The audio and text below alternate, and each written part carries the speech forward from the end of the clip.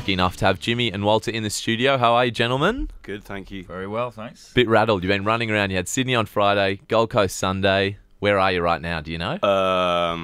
Sydney, definitely. Sydney. I don't know where in Sydney. Yeah. Still feeling a bit jet lagged, actually. It's just not wearing off this time round. Oh, no. That's not good. Yeah. The show, Big Day Out, I was there on time when I was supposed to be. Yeah. And a windstorm came out of nowhere. I know. What do you guys get told when you say, sorry, we've got to dismantle half the stage for an hour? It was a bit rattling. We kind of thought it would be game over for a while because obviously you got Animal Collective after us, and it was like, well, they're kind of headlining it, so we thought that would be it. But no, luckily it worked. It was all right. Yeah, it was a bit weird because it was such nice, too nice weather. It was so hot all day, and then we almost couldn't play because it was too cold and windy. Yeah, it was crazy. It didn't make any sense. Every sort of weather condition. Were you there the whole day, or around? Or? Yeah, pretty much. Yeah. It was like 45 degrees. You called it nice. That's not.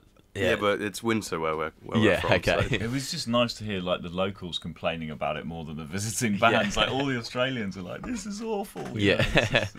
You guys come out here a lot, almost every year. What do you like about Australia? What keeps bringing you back? It's pretty cool to be like the other side of the world.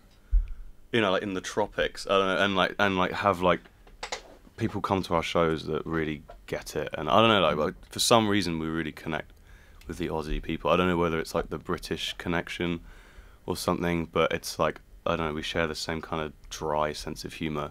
Definitely, yeah. And I don't know, it's nice. It always feels like a home from home over here. We've got some old friends here because Jaguar Marr, John Marr is our dear friend Dave Marr's brother, Sydney boys, and so we know Jono pretty well and have spent some time with him out here. So, how do you know Dave and Jono? How'd that start up? Well, we met Dave first. He originally started taking pictures of us, like he kind of like pestering us the whole time. He'd show up at like all these obscure shows. Like this is way back. Like this is like 2006 or something when we were playing like just starting out. Like I don't know, Wire magazine, like avant-garde, like noise festivals in Bethnal Green. But we just didn't fit in, and like no one came to see us. And then there was always this dude there with his cameras who's like overly nice. Tell us about Inhaler. It was let out first. A lot of people said, "Oh, too heavy, too heavy." I mean, I didn't mind it. Sounded really wicked live on Friday. Yeah. Is this album going to be heaps more of a live feel? I know the first record had a big live feel to it. Is this one got sort of a louder, brasher sound, or? Yeah, I think it does have a live feel, the album. We recorded the whole thing live, pretty much. Nice. I mean, everything's recorded live on it, and then like with some little, I don't know, fairy touch-ups. dust. Yeah. So the record's called Holy Fire. It's got a mad album cover. Where was that picture? Is that Dave Marr again? Or no, where's that's that picture not taken? Dave Marr. That we found that on the internet, and it turns out it's from a National Geographic magazine in the 60s. Who was typing what into the internet? Oh, it's Yanis. Yeah, definitely. I don't know, naked, hashtag horse, I heard that the producers, who did you use? So Alan Mulder and Flood. And Flood. Yeah. And so you guys thought you were recording demos, and they just sneakily chucked the record button on. Yeah, pretty much. Is that true? Yeah, that's true. Yeah.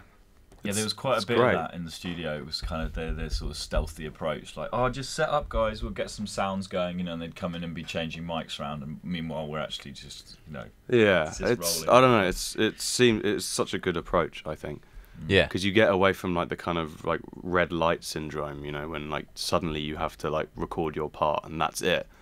Like they just kept the tape rolling, the computer rolling the whole time. And and I think that's why the songs sound so full of life. I think you can kill a song pretty quickly by putting the red light on. Yeah, I can imagine. Trying to get it, the quest for perfection.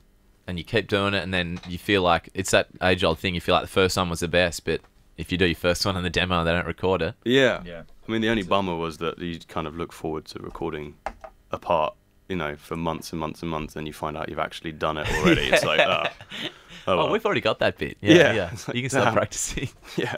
Have a great show. Thanks for coming in. Have a good tour around Big Day Out. All right, I'm going to play one off Total Life Forever called Miami. You're on FBR 94.5. Thanks, guys.